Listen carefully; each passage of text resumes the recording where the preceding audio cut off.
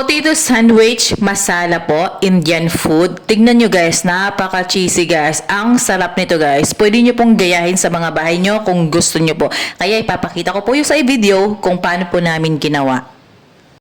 At dito guys, sa nakikita nyo is nagbabalat kami ng patatas kasi kailangan po unahin ang patatas po kasi nga 'di ba matrabaho din siya magbalat ganyan na kalaki guys, tapos mga 15 na piraso, depende po sa inyo kung gaano karami kasi kami medyo marami-rami kaming kakain, mga 7 katao, kaya marami din kaming ginawa.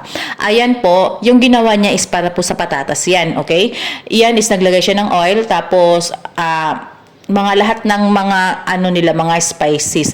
Pero kung ano yung gusto nyong lasa, kayo na pong bahala. Kasi di ba mga Indiano is mahilig sa mga spices, kaya yan po lahat mga spices ng Indian. Tapos naglagay lang siya ng dahon ng ng lime. And then maraming sibuyas. Alam niyo naman, ang mga Indiano is mahilig sa sibuyas.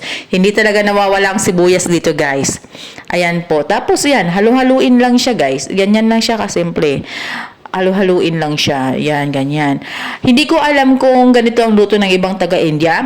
Pero dahil Gujarati yung aking partner, kaya ganyan na magluto mga Gujarati. Ayan po. Tapos nilagay niya ng spices. Ano tawag dun? Yung chili hindi na chili garlic. Chili powder. Kasi nga, di ba, hindi naman nawawala sa mga Indiano ang maanghang guys. Talagang lahat ng pagkain dito is maanghang guys. Pero na lang talaga sa mga soft drinks guys. Diyos ko, kaya sumisurrender minsan yung chan ko na talaga sa anghang.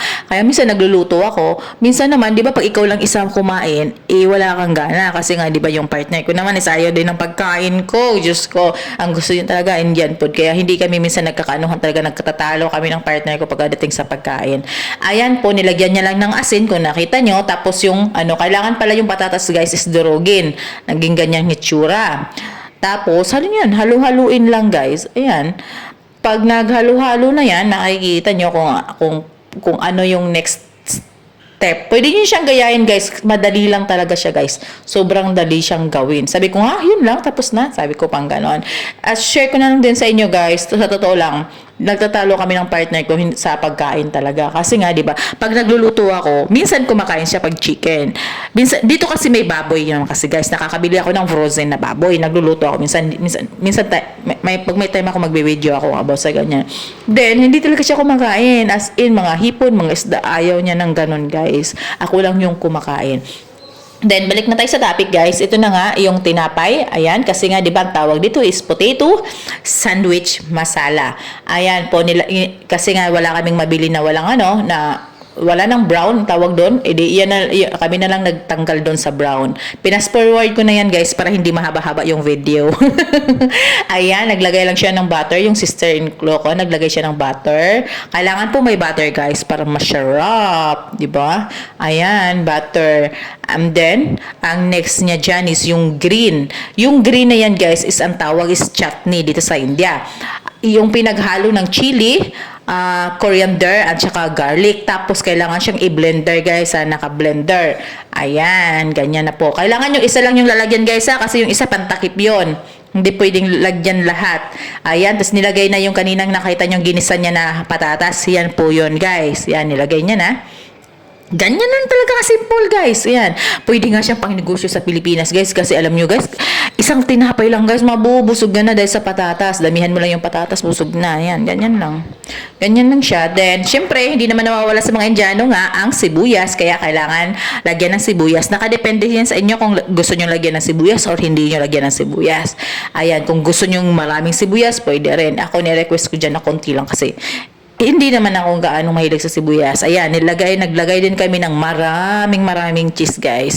Ayan, may nabibili kasi, kahit anong cheese ilagay nyo, pwede. Ayan, nakabili kami ng yung durog ng tawag doon. Kasi ba tawag doon? Ginoo ko, bulok-bulok. Ko sa English, guys. Kamo na bahala. Ginoo. Ayan na, guys. Ayan. Dinamihan lang ng cheese para masarap. Ayan, yung dalawa hindi pwedeng lagyan guys kasi tatakip yun sa may yan, takip niya yan. Ganyan lang.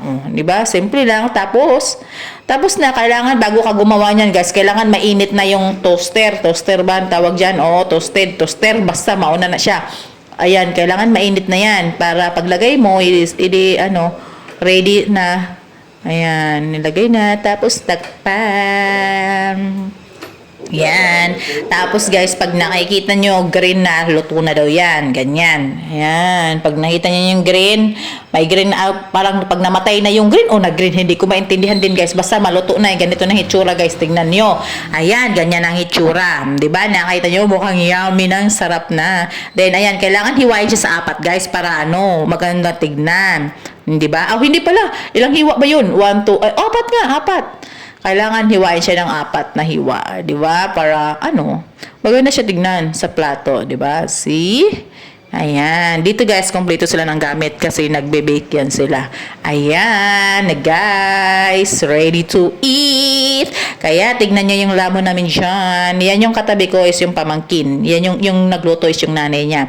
Ayan guys, di ba? Tignan nyo guys. Ang sarap talaga guys. I-try nyo sa bahay nyo guys. 100% masarap siya. As in talaga guys. Yung chutney kaya yung gawin yon. Ano lang yun? Coriander, chili, and then garlic lang yun guys. Tapos i-blender blender guys. Para durog na durog. Ayun lang. Ayan, di ba guys? Ang sarap. Cheesy. Nag-enjoy talaga ako dyan. Ayun guys, kumakain na kami. Yan yung partner ko. Then, yung tita niya. At saka yung sister-in-law ko. At saka yung anak niya. Yung dalawa, wala pa. Nasa labas pa. Thank you for watching guys.